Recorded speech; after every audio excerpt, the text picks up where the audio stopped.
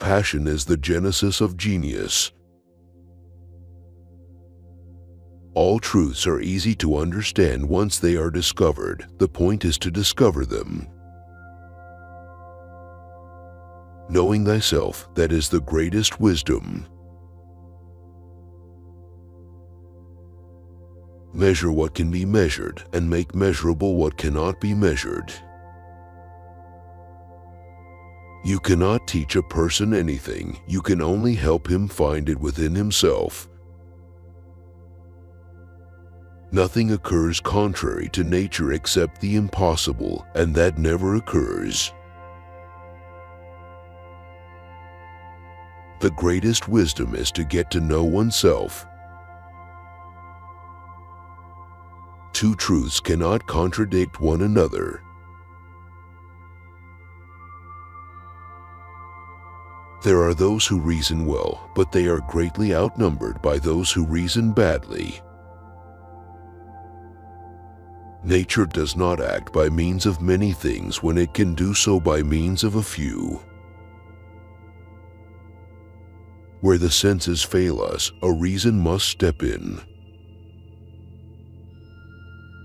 By denying scientific principles, one may maintain any paradox. To be humane, we must ever be ready to pronounce that wise, ingenious, and modest statement, "I do not know." We cannot teach people anything, we can only help them discover it within themselves. With regard to matters requiring thought, the less people know and understand about them, the more positively they attempt to argue concerning them. The laws of nature are written by the hand of God in the language of mathematics. Names and attributes must be accommodated to the essence of things, and not the essence to the names, since things come first and names afterward. The increase of known truth stimulates the investigation, establishment, and growth of the arts. Curiosity is the key to problem solving. I have never met a man so ignorant that I couldn't learn something from him. Nature is relentless and unchangeable, and it is indifferent as to whether its hidden reasons and actions are understandable to man or not. Benevolence should be bronzed and insults thrown to the wind. Doubt is the father of invention. The book of nature is written in the language of mathematics.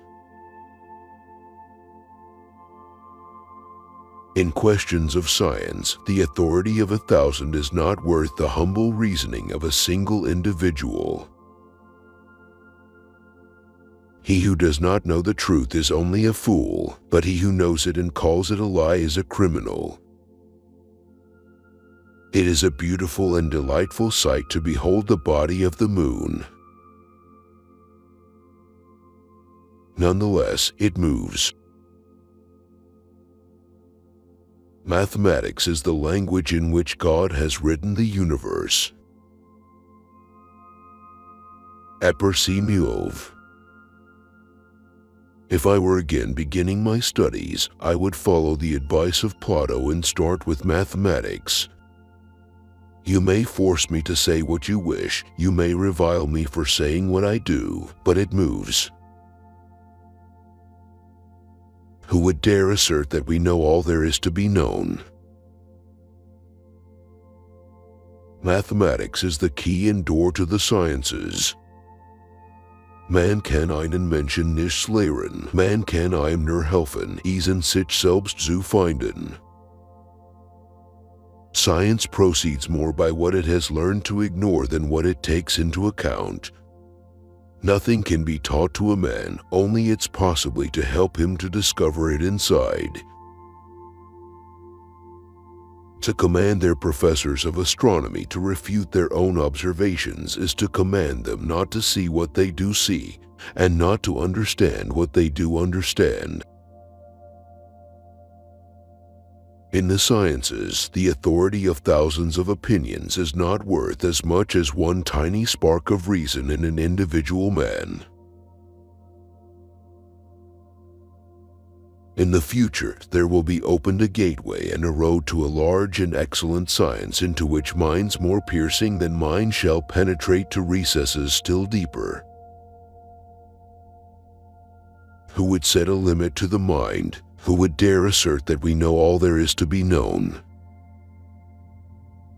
The sun with all the planets around it and depending on it can still ripen a bunch of grapes as though it had nothing else in the universe to do. To understand the universe, you must understand the language in which it's written, the language of mathematics. Who indeed will set bounds to human ingenuity? Who will assert that everything in the universe capable of being perceived is already discovered and known?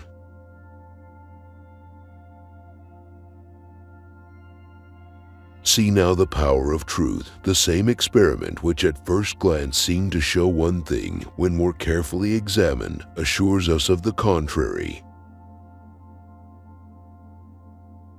Wine is sunlight held together by water.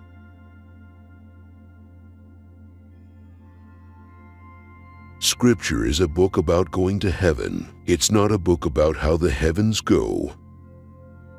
God is known by nature in His works and by doctrine in His revealed word.